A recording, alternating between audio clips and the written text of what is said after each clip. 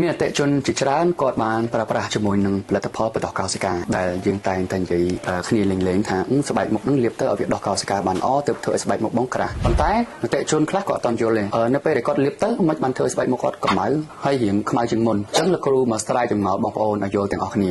នៅពេលដែលបងប្អូនមានបញ្ហាមុខស្ដើងមានន័យថាស្បែករបស់បងប្អូនកំពុងតែខូចហើយកំពុងតែដាច់រលាត់នៅស្រទាប់ខាងលើគេហៅស្រទាប់កេរ៉ាទីនហ្នឹងអញ្ចឹងកាលណាដែលយើងដាច់តបនឹងម្ដងតិចវាធ្វើឲ្យស្ដើងហើយ collagen របស់យើងក្នុងការផលិតហ្នឹងក៏វាធ្លាក់ចុះ elastic របស់យើងហ្នឹងក៏វាធ្លាក់ចុះអញ្ចឹងធ្វើឲ្យស្បែកមុខយើងស្ដើងចាប់ផ្ដើមបាច់សរសៃក្រហមមុខក្រហមហ្នឹងឯងហើយនៅពេលដែលបងប្អូនឡើងនៅបែបនេះបងប្អូនទុកវាយូរបន្តិចត្រូវថ្ងៃខ្លាំងទៀតអត់បានការពារត្រឹមត្រូវបានខ្លាំងទៀតចាប់ផ្ដើមបង្កទៅជាជាប់អញ្ចឹងនៅពេលដែលវាចូលដល់មិចគ្នាមានជាប់ផងសរសៃក្រហមផងហើយបងប្អូនតែប្រើប្រាស់ផលិតផលគឺបងប្អូននឹងជួបអារម្មណ៍មុនគេគឺនៅពេលដែលបងប្អូនលាបទៅបើចង់ព្យាបាលសរសៃក្រហមឬក៏មុខក្រហមបងប្អូននឹងជួបបញ្ហាហៀងកម្ៅអញ្ចឹងនៅពេលដែលបងប្អូនជួបបញ្ហាអស់នេះបងប្អូនកុំបារម្ភដោយសារអីដូចយើងនិយាយចឹងកណាត់មួយដែលក្រាស់គឺយើងមើលអត់ឃើញក្នុងទេប៉ុន្តែកណាត់មួយដែលស្ដើងគឺយើងនឹងមើលទៅឃើញសាច់ហើយស្បែកយើងដូចគ្នានៅកាលណាដែលវាស្ដើងខ្លាំងគឺយើងឃើញសរសៃក្រហមព្រាតនៅខាងក្រោមហ្នឹងអាហ្នឹងគេហៅថាសរសៃនៅក្រោមស្បែកនៅពេលដែលអ្នកដែលគេស្បែកមុខក្រាស់បងប្អូនដែលឃើញសរសៃក្រហមគេអត់សូវមានទេប៉ុន្តែអាចនឹងមានជាប់ក្នុងករណីផ្សេងអញ្ចឹងណាអញ្ចឹងនៅពេលដែលបងប្អូនប្រើប្រាស់ជាមួយនឹងផលិតផលដូចជា Exom Gel នេះនៅពេលដែលបងប្អូនប្រើប្រាស់ទៅរៀងមាន